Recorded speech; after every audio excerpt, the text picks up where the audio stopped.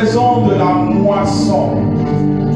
Et le fils ou la fille qui dort pendant la moisson fait honte à son père. Jésus, je ne veux pas être ta honte.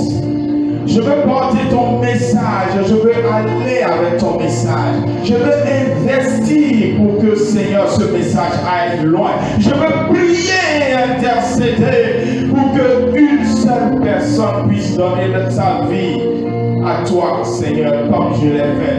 Je ne suis pas égoïste. Élève ta voix et commence à prier comme ça, en demandant au Saint-Esprit de venir au secours de ta faiblesse, au secours de ta négligence, au secours de ton oubli, au secours du fait que tu as déplacé les priorités, au secours du fait que Jésus ne nous a pas demandé autre chose. Il nous a dit allez et faites de toutes les nations des disciples. Et je ne vois pas de disciples ici ce matin qui veulent faire d'autres disciples. Parle à ton Dieu ce matin, dit Saint-Esprit, viens au secours. Car Jésus a dit, vous recevrez une puissance, le Saint-Esprit subira sur vous. Et vous pourrez être mes témoins. Sans le Saint-Esprit, on ne supporte pas d'annoncer l'évangile. Sans le Saint-Esprit, on ne supporte pas de parler de Jésus. Sans le Saint-Esprit, on ne supporte pas d'aller en son nom. Prie ce matin, je ne t'entends pas parler à Dieu, car ce n'est pas un moment à négliger, c'est un moment important. Dis Saint-Esprit, je veux que tu m'utilises réellement. Car si quelqu'un dans ma famille doit être sauvé, quelqu'un dans l'autre famille aussi doit être sauvé. Si je vais dans l'autre famille, quelqu'un viendra dans ma famille. Si je vais dans le village d'à côté, quelqu'un ira dans mon village. Seigneur, me voici, Père, utilise-moi. Je suis prêt pour être l'instrument de tes mains pour le salut de quelqu'un. Et là, ta voix est prise ce matin. Bien-aimé, prie, tu ne pries pas? D'accord, mais tout à l'heure tu m'as dit Seigneur, bénis-moi, n'est-ce pas? Il ne te répondra pas non plus. Tu ne pries pas pour le salut des âmes, c'est pourquoi le cœur de Dieu bat. Tout à l'heure tu m'as dit Seigneur, bénis-moi. Il ne te répondra pas non plus. Tout à l'heure tu diras Seigneur, protège-moi, délivre-moi. Il ne te répondra pas non plus. Parce que ce qui est important à ses yeux, tu l'as négligé. Et tu veux maintenant que lui fasse ce qui est important à tes yeux, à toi. Ça n'a jamais marché comme ça. Et ça ne marchera pas comme ça. Et si l'Église n'écoute pas la voix de Dieu, si l'Église n'entre pas dans le plan de Dieu, si l'Église n'accepte pas de partir là où Dieu veut qu'il parte, c'est là où la persécution vient pour emmener l'Église là où elle ne voulait pas aller. Ah, comme Jésus a dit à Paul, par prophétie, viendra le temps où on t'attachera et on t'emmènera où tu ne voudras pas. Jésus l'a dit à Pierre, viendra le temps où on t'attachera et on t'emmènera là où tu ne voudras pas. Ne soyons pas comme Paul, ne soyons pas comme Pierre. Disons, Seigneur, me voici, je suis prêt pour annoncer ta parole, pour annoncer les vertus de celui qui nous a sauvés, des ténèbres à son admirable lumière. Seigneur, je veux être ce disciple faiseur des disciples. Et là, ta voix parle à ton Dieu ce matin. Je n'ai pas encore clôturé la prière, car c'est dans la prière qu'on se prépare pour évangéliser. C'est dans la prière qu'on se prépare pour investir. C'est dans la prière qu'on se prépare pour semer dans l'intercession. C'est dans la prière qu'on se prépare pour recevoir une direction dans la paix pour que quelqu'un soit sauvé. Ils ont besoin de connaître le Seigneur. La Bible déclare que le séjour des morts a ouvert grande sa gueule comme ça, et que la multitude y tombe dedans jour après jour. Des gens meurent par milliers tous les jours sans connaître le Seigneur. Le séjour des morts n'est pas rassasié. Il dit encore, mais qui sauvera tous ceux-là qui tombent loin de Dieu pour l'éternité? Qui les sauvera? Qui ira pour nous? Qui parlera en notre faveur? Dit l'Éternel. Et il veut nous donner le Saint-Esprit ce matin. Lève ta main. Le Seigneur veut nous donner le Saint-Esprit ce matin. Et pendant que tu as levé ta main, tu dis Saint-Esprit, je te reçois encore en plénitude ce matin. Je suis renouvelé en plénitude ce matin pour aller porter l'évangile là où il faut. Prie ainsi au nom de Jésus. Tes mains levées, le Saint-Esprit te répondra. Tes mains levées, le Saint-Esprit t'exaucera. Tes mains levées, le Saint-Esprit seulement, mais j'ai dit de parler à Dieu, de demander le Saint-Esprit. Parle maintenant au nom de Jésus. Makataya Baramasaka Brochete Rebo Santaya. Akarababa Shete Brekalaba Sotorobo Shebrekataya. Rekataya Baraba Sotorobo Shebrekerebo Sindaya. Bande Kariba Kosoto, Ribakaria Bakorebo Sataya. Oui, Saint-Esprit, nous nous attendons à toi. Que l'Église se retrouve là où tu lui donnes rendez-vous, Seigneur. Que l'Église se retrouve là où tu l'attends, Seigneur. Que tes enfants obéissent à ta parole, Seigneur. Nous voici, Saint-Esprit, des vases qui sont prêts, des hommes, des femmes qui sont prêts, des jeunes qui sont prêts, même des enfants qui sont décidés. Saint-Esprit, remplis ce matin encore.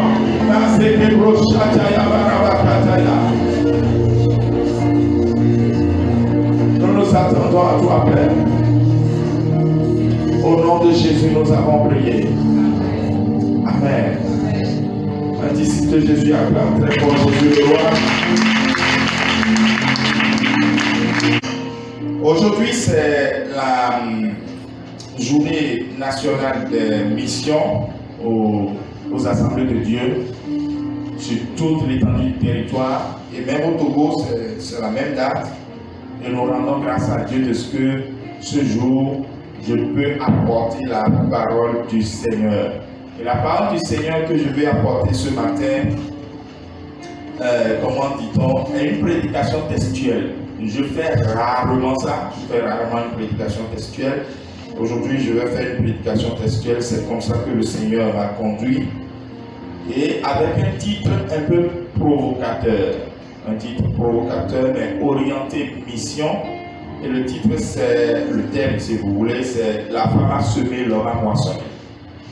La femme a semé, l'homme a moissonné. Nous allons lire dans le livre de l'évangile de Jésus selon Jean, le chapitre 4. Et je vais faire une prédication textuelle de presque tout le chapitre.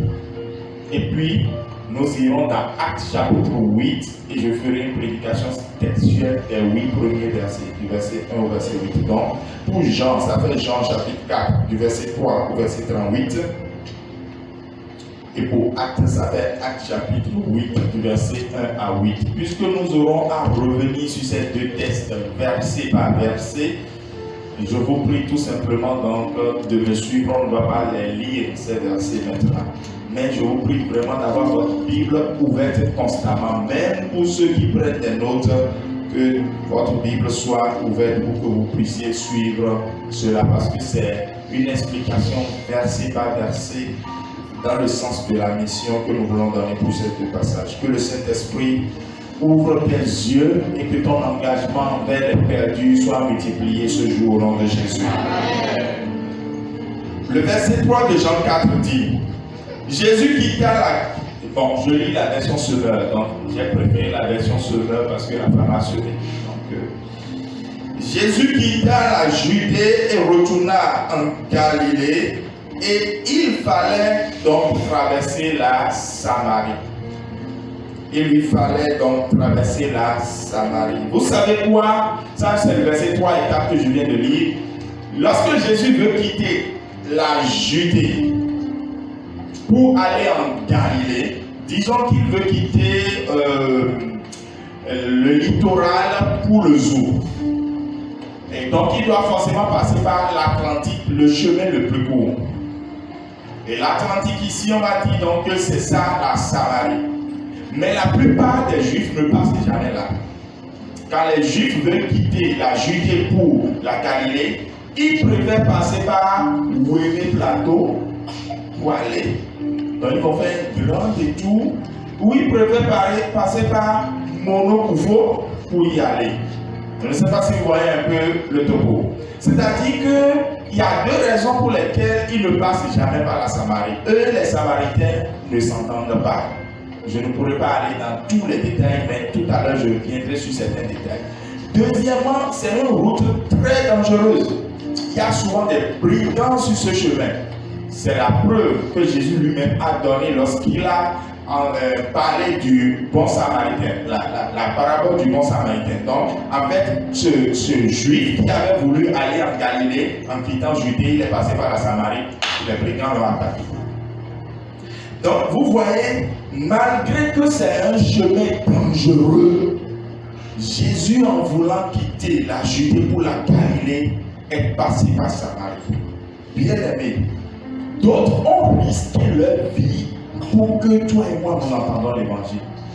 Vous n'avez pas idée. Aujourd'hui, parce que nous avons été à l'école, les gens vous disent à longueur de journée, parfois vous-même, votre foi fait comme ça, que les missionnaires là étaient dans un système de 3e pour que les colons viennent nous manipuler, nous les Africains. Il y avait les marchands, il y avait les mercenaires, il y avait les militaires.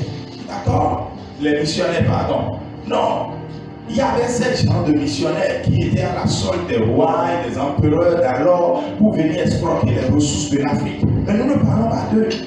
Nous parlons de ceux qui, pendant que nous qui étions les premiers à recevoir l'évangile, nous l'avons perdu. Eux, ils sont revenus. Il y en a qui sont morts à cause des moustiques. Il y en a qui ont été tués. Ils ont accepté de quitter un certain confort pour certains d'entre eux pour venir nous apporter l'évangile. Aujourd'hui, si nous avons l'évangile, sachant que d'autres ont risqué leur vie, et même si je ne parle pas des blancs, et que je parle même que de nous-mêmes, parfois ton village, mon village, a entendu l'évangile au prix de la vie de quelqu'un. Quelqu'un a accepté souffrir pour que l'évangile aille dans ta ville ou dans ton village. Les versets 5 à 7 disent ceci.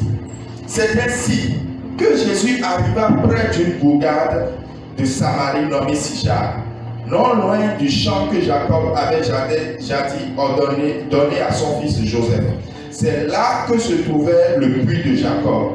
Jésus, fatigué du voyage, s'assit au bord du puits. Il était environ midi.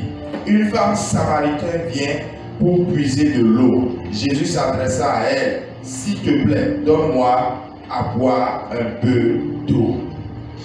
Dans cette portion, comprenez ceci. 1. Les femmes ne viennent pas puiser à midi.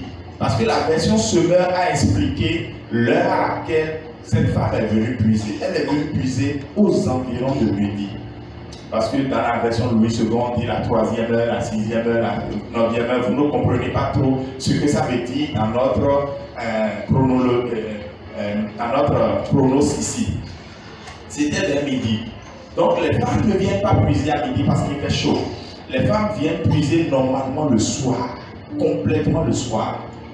Mais elle est venue puiser à midi parce que son statut ne lui permet même pas de se mélanger aux autres femmes. Elle était une prostituée. En temps normal, chez les Juifs comme chez les Samaritains, vous pouvez vous marier une fois, divorcer 2 fois, 3 fois, mais quand ça dépasse 3 fois, même la société vous regarde mal. En Jésus, tu ne divorces pas du tout. C'est clair, non? Ou bien c'était pas clair?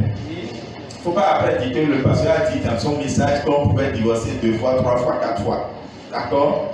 Donc, cette femme n'était pas bien vue du tout. Mais pourtant, parce que justement, elle n'était pas à 3 femmes, 4 femmes. Elle avait dépassé 5. Elle était au 6e. Ça, c'était la première chose. La deuxième chose, c'est que cette femme ne voulait donc que personne la voie à cause de sa situation. Mais pourtant, Jésus voulait la voir. Quelqu'un dit Amen. Amen. Peut-être que c'est toi qui nous écoutes ce matin, qui n'a pas encore donné ta vie à Jésus. Parce que tu as une situation. Toi aussi, tu as une situation et tu ne veux pas que les autres te voient dans ta situation. Mais Jésus veut te sauver dans ta situation. Amen. Amen. La situation que tu as là et ton cœur est si mauvais de ce côté. Ce côté-là, personne ne le sait parce que c'est dans ton cœur. Il est mauvais. Jésus veut te rencontrer dans cette situation. Ou même ton village. Où tu dis, mon village là, c'est un village maudit. C'est cette situation même que Jésus veut sauver. Jésus veut sauver les situations compliquées, les situations pour lesquelles tout le monde a dit non, c'est pas la peine là. C'est ça qu'il veut sauver. Vous voyez? Et puis je continue mon texte. Je vais aller au verset 8 et 9 maintenant. Ces disciples étaient allés à la ville pour acheter de quoi manger. La Samaritaine s'exclama, comment toi, un juif, tu me demandes à boire à moi qui suis une Samaritaine? En effet, les Juifs évitaient toute relation avec les Samaritains. Bon, pour vous faire une petite histoire, je ne pourrais pas tout expliquer. Le royaume d'Israël était un. Ils ont demandé un roi, ils ont eu Saül. Après la mort de Saül, bon, pendant que Saül était toujours là, ils ont eu David.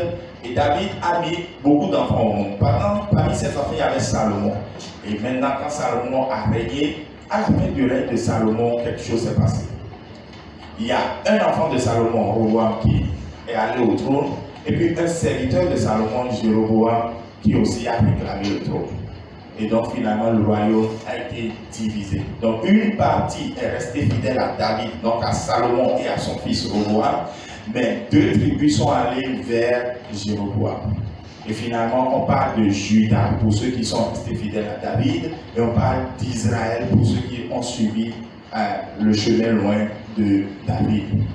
Donc finalement les Samaritains, ils sont de l'autre côté. Donc ils ont abandonné littéralement les bonnes pratiques, parce que tous les rois qu'ils ont eus ont été des idolâtres. Deux, ils ne croient que en l'Ancien Testament, genre les 5 premiers livres, ils ne croient pas aux prophètes, alors que les Juifs croient aux 5 premiers livres de la Bible et ils croient aux prophètes. Bref, les Samaritains étaient vraiment loin de toute relation avec Dieu. Donc finalement, les Juifs, ceux de Juda, je veux dire, les considéraient comme des païens. Et les Samaritains étaient de grands idolâtres. Voilà un peu le topo. Donc les Juifs n'ont pas de relation avec les Samaritains. Donc la femme était surprise pour cela. Les Juifs ne peuvent donc pas boire au même puits que les Samaritains. Ils étaient juste d'accord sur le temps. Voilà l'un de leurs points d'accord. Laissez-moi vous dire ceci. Aujourd'hui, il se fait un mouvement pour la renaissance de l'Afrique qui disent on veut valoriser l'Afrique. Bon, moi je ne veux pas valoriser l'Afrique, je veux valoriser juste notre place dans le plan de Dieu. Maintenant, même quel que soit ce que les Blancs nous ont fait, parce qu'on dit souvent c'est la Bible des Blancs et tout ça, ça aussi c'est des Blancs, hein, et j'ai porté. Tous ceux qui disent affaire de Blancs là, je vais leur demander de laisser leur téléphone et de ne plus utiliser, parce que le téléphone aussi c'est une affaire de Blancs. Donc, la Bible n'est pas la Bible des Blancs. La Bible, c'est la Bible de l'humanité. Jésus, c'est le Jésus de l'humanité. Et Jésus n'était pas blanc. Et les Blancs ne sont pas blancs. Vous avez jamais vu un Blanc avoir cette couleur? Un Français a cette couleur? Non. Ça, c'est ça, blanc. Vous n'avez jamais vu un Africain avoir cette couleur? Ça, c'est noir. Donc, nous ne sommes pas noirs, ils ne sont pas blancs. D'accord? Ça, c'est dit et c'est très important que ça entre. Donc, je ne suis pas dans ce combat. Mais quel que soit ce que les Blancs ont fait, reconnaissons que à un moment donné où nous, on avait reçu l'évangile, nous n'avons pas pu la propager. Mais eux, quand ils ont reçu l'évangile, ils ont pu le propager. Et c'est important que nous puissions regarder ça. C'est la même chose aujourd'hui, même si je laisse les Blancs. Nous qui sommes en ville, est-ce que nous acceptons aller facilement dans les villages? Nous disons que nous avons notre zone de confort.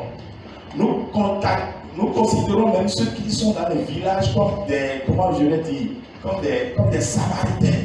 Nous ne voulons pas aller dans les villages. Vous savez, il y a des pasteurs aujourd'hui qui ont accepté de faire ce que Jésus a fait.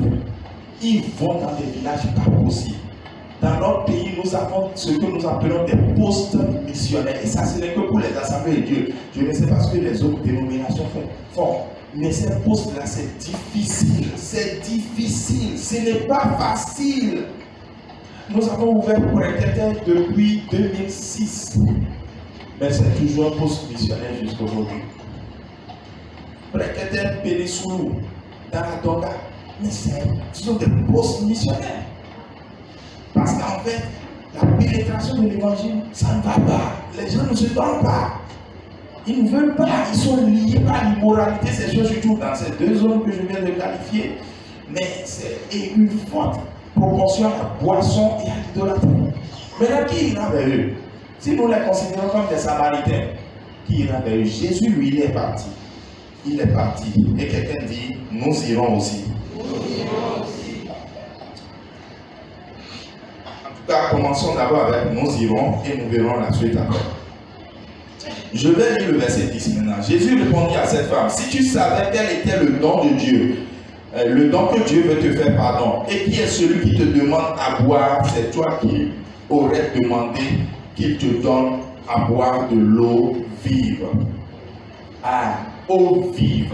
Et là, je vais prier pour toi à ce niveau.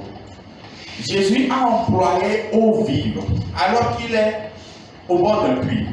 Donc, il y a une opposition. L'eau vive, en fait, c'est l'eau courante. Alors que l'eau de puits est une eau stagnante. Donc, Jésus est en train d'opposer ici ce qu'il est à ce que la femme est venue chercher. La femme, elle est venue chercher quelque chose qui ne bouge pas. D'ailleurs, c'est pour ça que dans sa vie, rien ne bouge. Parce qu'elle vient tout le temps chercher quelque chose qui ne bouge pas. Mais Jésus dit, je t'ai apporté quelque chose qui bouge parce qu'à partir d'aujourd'hui, des choses vont bouger dans ta vie. Alléluia. Et c'est comme ça. Pour chacun d'entre nous ici qui avons accepté de croire en Jésus, quelque chose doit bouger au nom de Jésus. Parce que Jésus est cette eau vive.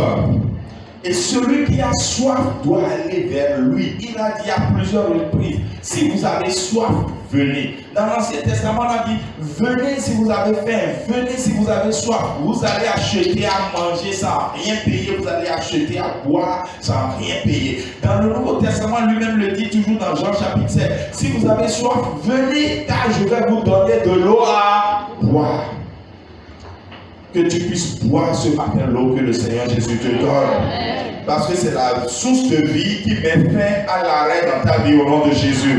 C'est la source de vie qui met fin à la stagnation dans ta vie. C'est la source de vie qui t'empêche de te perdre et perdre ton temps au nom de Jésus. Les versets 10 à 14. Mais maître, répondit la femme, non seulement tu n'as pas de seau, mais le puits est profond. D'où tires-tu donc ton eau vive? Tu ne vas pas te prétendre être plus grand que notre ancêtre Jacob, auquel nous devons ce puits, et qui a bu lui-même de son eau, ainsi que ses enfants et son troupeau. Celui qui boira de cette eau, reprit Jésus, aura à nouveau soif.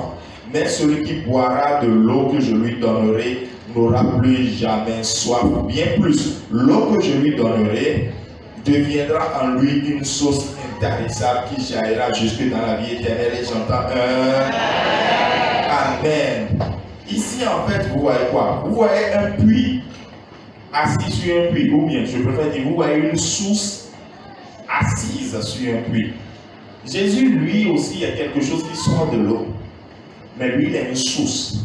Et une source est partie s'asseoir sur un puits. Quelle image forte. Alléluia. Jésus est celui qui vient s'asseoir sur ce qui constitue ta faiblesse au nom de Jésus. Ce qui est ton espérance, c'est là où toi tu as mis toute ta confiance, c'est là où tu as dit, c'est là mon salut. Si je n'ai pas ça, je suis perdu. J'ai besoin d'argent, j'ai besoin de mari, j'ai besoin de travail, j'ai besoin de tout ceci. Est-ce que c'est vraiment de ça dont tu as besoin? Il faut plutôt avoir besoin de celui qui viendra s'asseoir sur ce que tu considérais être comme ton besoin. Et laissez-moi vous dire, dans les villages où nous devons aller en mission, dans les autres pays où nous devons aller en mission, les gens ont déjà établi des choses sur lesquelles ils sont assis. Ils croient en plein de fétiches, ils sont liés par plein de péchés, mais lorsque nous allons, Jésus nous donne la puissance de nous asseoir sur toutes ces choses-là. C'est pour ça qu'il a dit, vous marcherez sur les serpents, les scorpions et sur toute la puissance de l'ennemi. Quelqu'un dit Amen. Bien-aimés, chaque fois que nous sortons même dans notre quartier, chaque fois que nous allons à l'hôpital, chaque fois que nous allons dans les rues, dans les marchés, au carrefour, tel que nous le faisons chaque dimanche parfois, ou même tôt le matin par certains d'entre vous, c'est que nous sommes un puits assis sur des puits. Alléluia. C'est ce que Jésus fait. Et c'est lui qui le fait par le Saint-Esprit qui agit en nous. J'évolue dans les versets 15 à 18. Maître lui dit alors à la femme, donne-moi de cette eau pour que je n'ai plus soif et que je n'ai plus besoin de venir puiser de l'eau ici. Vous voyez son problème, non? Elle ne veut même plus venir puiser de l'eau parce que ça lui crée trop de problèmes. Et alors Jésus lui dit, va donc chercher ton mari. Elle revient ici. Et elle dit, je ne suis pas mariée. Lui répondit-elle, tu as raison de dire, je ne suis pas mariée. En fait, tu l'as été 5 fois et l'homme avec lequel tu vis maintenant n'est pas ton mari. Ce que tu dis est donc vrai. Vous savez, comme je vous l'ai dit, les Juifs admettaient 3 ou 4 mariages au plus, les Samaritains pareil, mais cette femme, c'est la première fois qu'elle venait de recevoir un choc. Et je vais vous expliquer ce choc.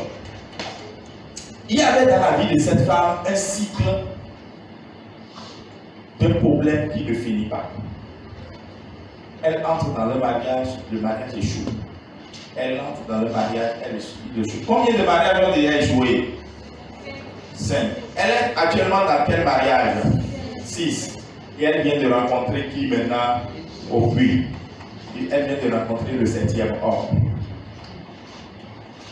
Le cycle est fini. Amen. Il faut que tu rencontres le 7e homme. Tu as le même problème, le même péché qui ne te quitte jamais. Tu as cette situation difficile qui t'a fait dépenser partout. Il faut que tu rencontres le 7e homme. Le jour où tu le rencontres, c'est fini. Ce problème ne va plus se nommer. Et toi et moi, nous pouvons donner des témoignages par rapport à ça. Mais il y a des gens qui attendent d'entendre cette bonne nouvelle. Ils n'ont jamais entendu cette bonne nouvelle. Ils ont besoin de connaître Jésus. Jésus est le 7e homme. 7 est le chiffre de la perfection. Lorsque on le rencontre finalement, tout s'arrête. Quelqu'un dit sur tout s'arrête. Il est la solution parfaite. Amen. Les versets 19 à 21 disent: Maître, répondit la femme, je le vois, tu es un prophète. Vous savez pourquoi elle a dit ça? Parce que les Samaritains attendent le merci. Mais le merci que les Samaritains attendent n'est pas le merci que les Juifs attendent. Les Juifs attendent un merci sauveur qui va les délivrer des Romains. Les Samaritains, eux, ils attendent un merci prophète. Je vais vous montrer le passage dans Deutéronome tout à l'heure. Donc, automatiquement, il dit, tu es un prophète. Vous savez, Jésus a voulu se révéler à elle dans le contexte dans lequel elle vivait. C'est des gens qui croient facilement aux prophéties. Donc, Jésus est venu vers elle avec une révélation sur sa vie. C'est comme si Jésus a prophétisé sa vie. Femme, je sais que tu as 5 maris et tu vis avec le 6e.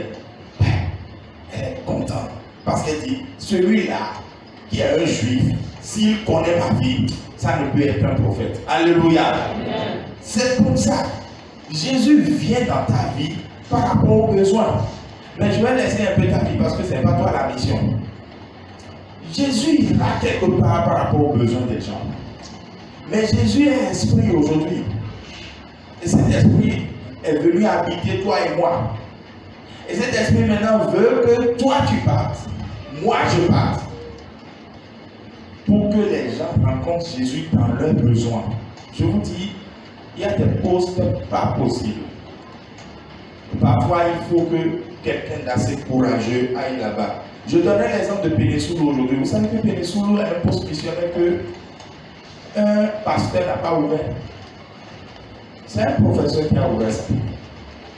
Moi, je me rappelle bien, on était dans la même église, c'était un de nos grands frères, je l'aimais beaucoup, j'allais chez lui à la maison et tout.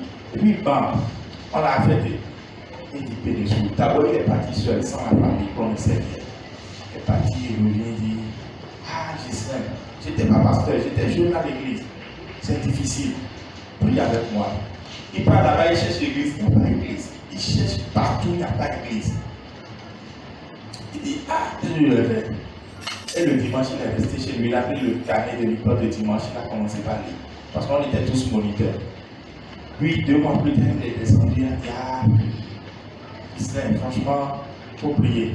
Ça là, je sens que Dieu veut qu'il fasse quelque chose. Et c'est dans son salon, le professeur de français, que l'église que nous avons aujourd'hui, AD de Pénésoulou, a commencé.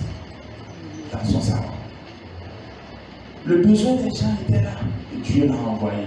Ça fait des années que je ne l'ai plus vu. Peut-être qu'il n'est même plus enseignant, je ne sais pas.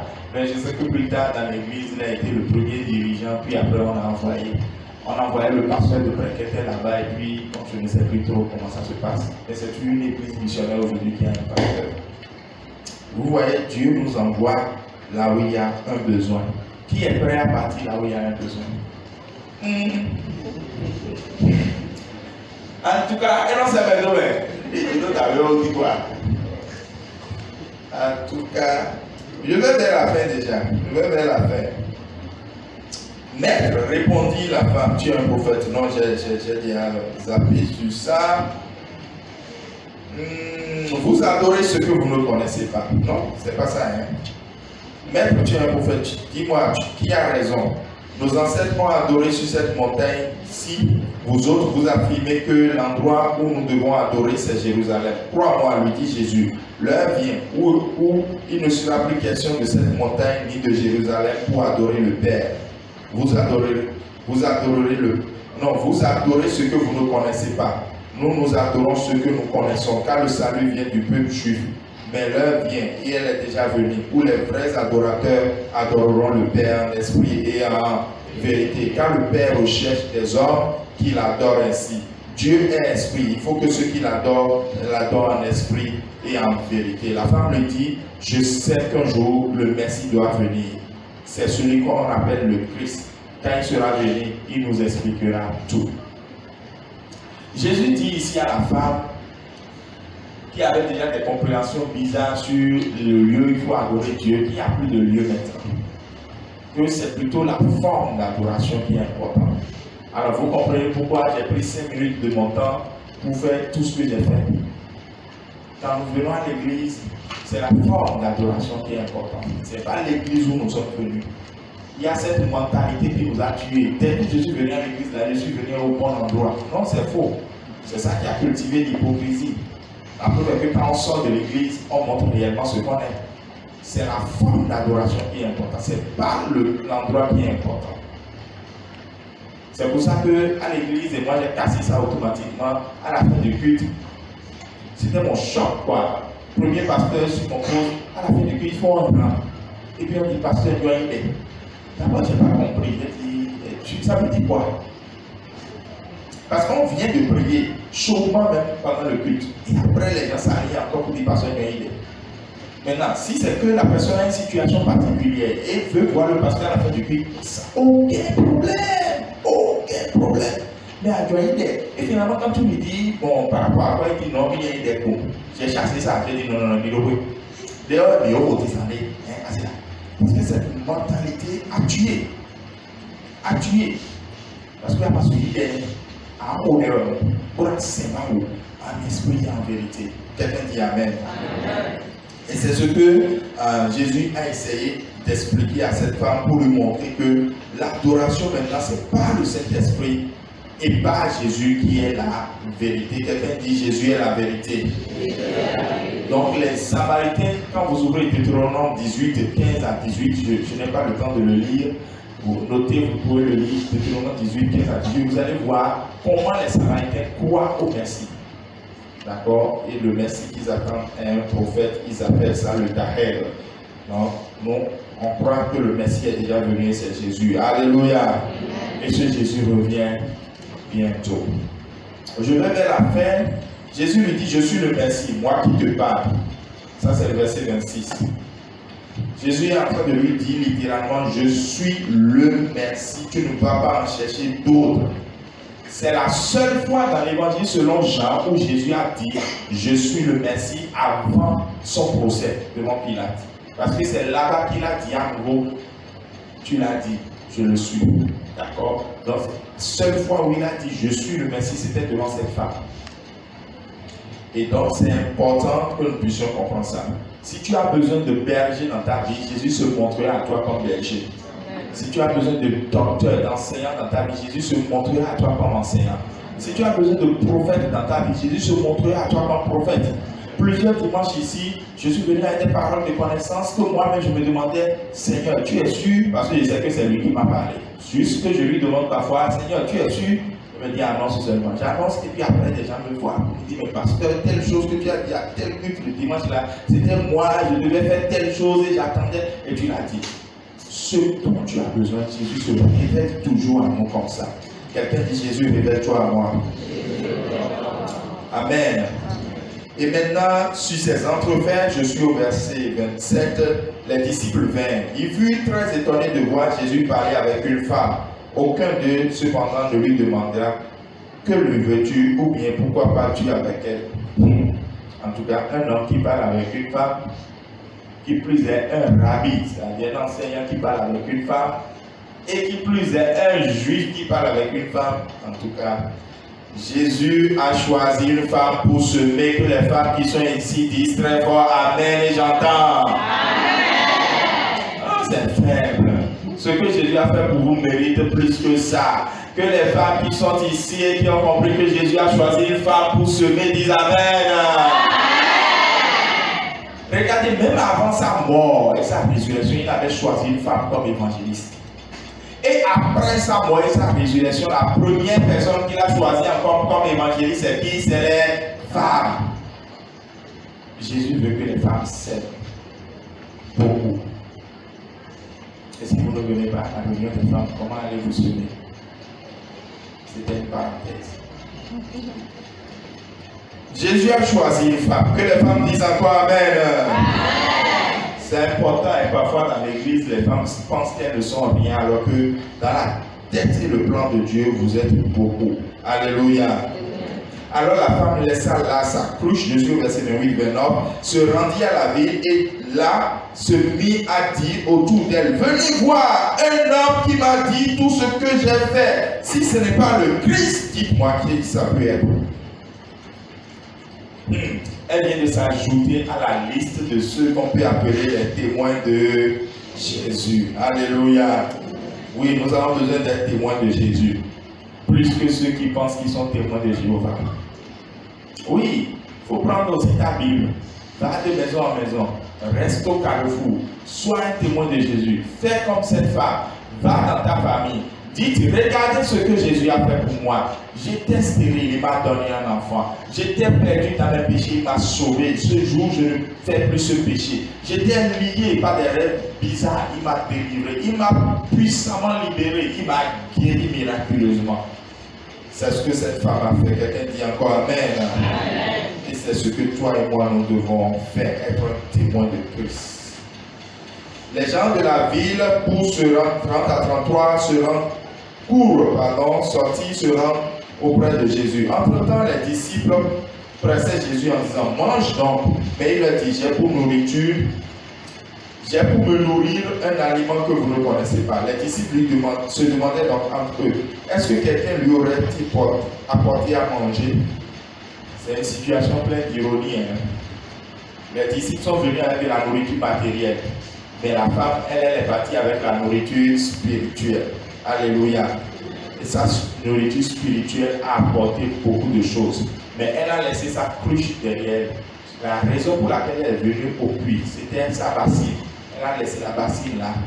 Et elle est partie avec la nourriture spirituelle, annoncer la maison, la bonne nouvelle. J'aimerais dire à quelqu'un maintenant, Dieu nous veut pour évangéliser. Je l'ai dit dans la prière tout à l'heure. Si tu ne prends pas soin de ce que Dieu te demande de faire, et puis après tu demandes à Dieu de te donner ce dont toi tu as besoin, il faut comprendre parfois pourquoi tu n'es pas exaucé. Il faut comprendre parfois pourquoi tu n'es pas exaucé.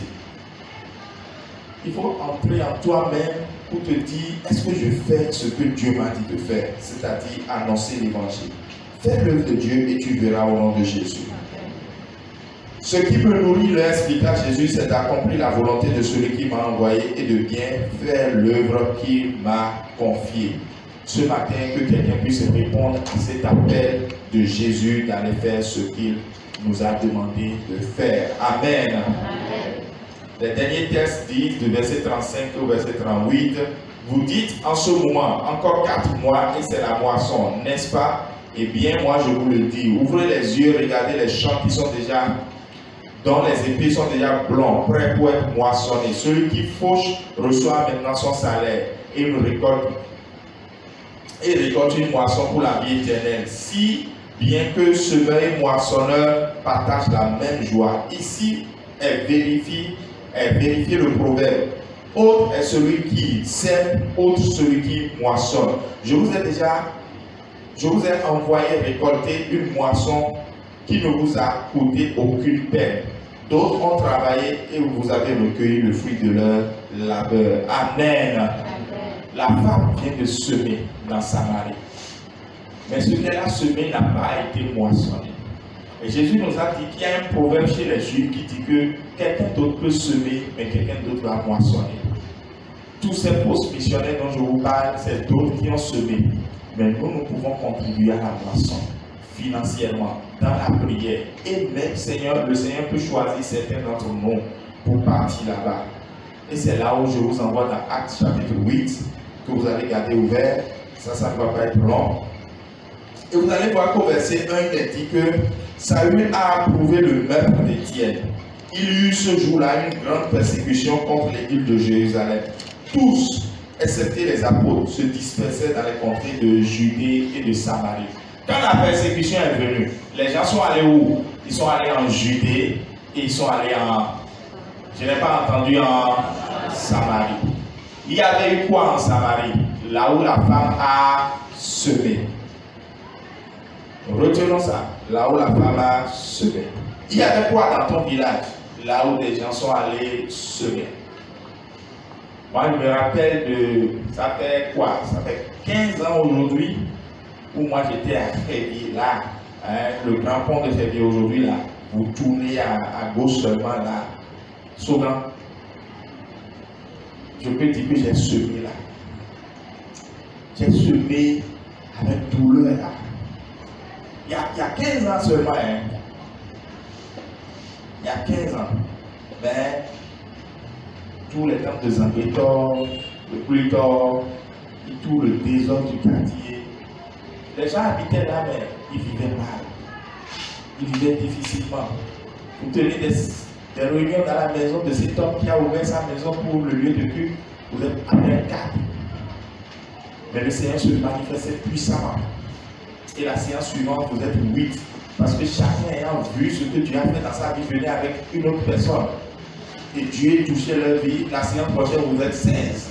La séance prochaine, et en moins de 9 mois, un puissant réveil était là. Mais quelle attaque n'avons-nous pas subi? Vous en subissez physiquement, mais même votre bébé s'était subi des attaques. Si la mécanique subit des attaques. La BBCT refuse de démarrer. Et vous lui imposez les mains, vous parlez en langue. Et maintenant, avec un cas de tout, il démarre. C'est un mécanicien. Hey! Il faut semer. Maintenant, aujourd'hui, d'autres vont moissonner. Ça, c'est la vie. Et à partir du verset 5 au verset 8, on dit Philippe est descendu en Samarie. Quelqu'un dit Alléluia. Mais Philippe n'était pas un pasteur. On peut le dire aujourd'hui parce que c'est les apôtres qui sont ceux qu'on peut appeler pasteurs. Aujourd'hui, Philippe, lui, il était un diacre, il était un laïc. Philippe n'était pas un pasteur et il est parti là, prêcher dans Samarie. Et les foules étaient attentives derrière Philippe et l'écoutaient. Et lorsqu'on a appris les miracles que Philippe faisait, quand les esprits impurs sortaient des gens et plusieurs démoniaques étaient libérés en poussant de grands cris, beaucoup de paralytiques et de boiteux étaient guéris. Il y a une grande joie dans cette ville. Alléluia. Je ne vais plus faire de prédication, c'est fini la prédication. Qui sont ceux qui veulent donner une grande joie à des Samariens où il faut aller moissonner? Parce qu'aujourd'hui, il y a des pasteurs qui sont prêts pour aller moissonner. La femme a semé. Ça a fait beaucoup d'années. Mais Philippe est parti et il a moissonné. Pour moissonner, ça n'a pas été facile pour Philippe. Philippe était rempli du Saint-Esprit. 2, Philippe a mis en défaite le magicien de la ville. Parce que si les gens étaient liés dans la magie, dans les possessions démoniaques et dans les maladies, voilà les 3 choses qui les limitaient dans Samarie. C'est à cause d'un seul homme. Il s'appelle Simon le magicien. Et quand Philippe est allé là-bas, il a défait d'abord. C'est d'abord lui qui est tombé. Et la joie est entrée dans la ville. Qui veut contribuer à ce que l'évangile aille dans son village, aille dans ses postes. Et nous sommes aujourd'hui à Kissidougou, en Guinée. En Guinée, la Guinée Conakry, d'accord? C'est où une œuvre merveilleuse se fait là-bas. Nous sommes à Bamako, Mali depuis 20 ans maintenant. Nous sommes au Niger, à Gaïa. Nous sommes au Niger, à Gaïa. Pas à Niamey, mais nous sommes à Gaïa pour le moment. Et nous allons bientôt au Sénégal. Il y a d'autres postes missionnaires qui nous attendent. D'autres sont passés par là pour semer. Mais nous, nous allons passer pour moissonner. Ou alors c'est nous qui irons semer et d'autres passeront pour moissonner. Veuillez vous tenir debout. Tu vas dire, Seigneur, voici mon temps pour prier. Voici l'appel qu'il y a sur ma vie pour partir. Et voici mes trésors pour donner. Les trois à affronter. D'accord? Talent ou appel et trésor. Je veux partir moissonner et je veux partir semer. Il faut que quelqu'un soit sauvé. Il faut que par ma prière, quelqu'un soit sauvé. Il faut qu'un village s'ouvre devant l'évangile. Le pasteur parlait de certains villages aujourd'hui. J'ai gardé ces noms pour la première fois. Je vais intercéder pour ça. Non, je vais donner de l'argent pour ça. Non, je veux aller moi-même, Seigneur. Si c'est ton plan de me faire partie, me voici, Seigneur, envoie-moi. Car quelque chose doit se passer. Prions ensemble au nom de Jésus. Bien-aimé, n'oublie pas, si tu ne fais pas pour Dieu, tu n'as aucune garantie qu'il fera pour toi. Jésus a dit, ma nourriture, c'est d'abord de faire l'œuvre de celui qui m'a envoyé. Si nous ne faisons pas l'œuvre de Dieu, qu'allons-nous faire? Qu'allons-nous faire? Jésus lui-même est Dieu, mais il s'est mis dans la position de celui qui est envoyé pour nous montrer l'exemple. Il faut que nous puissions aller moissonner. Il faut que nous puissions aller semer. Car celui qui a semé a un salaire. N'oubliez jamais, celui qui a semé a un salaire. Celui qui moissonne a un salaire. Dieu n'emploie personne avec ingratitude. Dieu paie toujours tous ses ouvriers. Il n'y a pas quelqu'un qui va dire, j'ai servi le Seigneur et parce que je l'ai servi, ça s'est mal passé. Il n'y a personne qui va dire, j'ai servi le Seigneur et parce que je l'ai servi, j'ai échoué. Non, si tu l'as servi, vraiment que c'est lui que tu as servi, Dieu n'est point là pour oublier l'œuvre qu'on a accomplie. C'est pour cela qu'aujourd'hui tu vas dire, Seigneur, je suis prêt avec mon temps pour intercéder, je suis prêt avec, Seigneur, mes talents, cet appel qui a sur ma vie pour partir, je suis prêt, Père Dieu, avec mes trésors pour donner, je suis prêt, Seigneur Dieu Tout-Puissant, car il y a une récompense pour celui qui sert, il y a une récompense pour celui qui moissonne, il y a une récompense même pour les ouvriers de la 11e heure, ceux qui sont même appelés à 18 heures, alors que la nuit est déjà presque tombée, Dieu veut les récompenser eux aussi. Et bien aimé, si on t'annonce cette bonne nouvelle aujourd'hui, c'est pour ton bien, c'est pour que tu saisisses ce que Dieu veut faire dans ta vie. Il n'y aura pas de prière pour guérison aujourd'hui, il n'y aura pas de prière pour bénédiction aujourd'hui, il n'y aura pas de prière pour délivrance aujourd'hui. Il n'y a que nous voulons faire la volonté de Dieu. Il n'y a que je n'ai pas fait de pain, je n'ai pas fait de beurre, je n'ai pas fait de pâte, je n'ai pas fait de sauce, mais j'ai fait de l'œuvre de Dieu. J'ai fait de faire la volonté de mon Père. J'ai fait d'accomplir son œuvre. J'ai fait d'aller avec lui. J'ai fait d'aller avec lui. J'ai fait d'aller avec lui. Béni sois-tu, Seigneur. Au nom de Jésus, nous avons prié. Amen.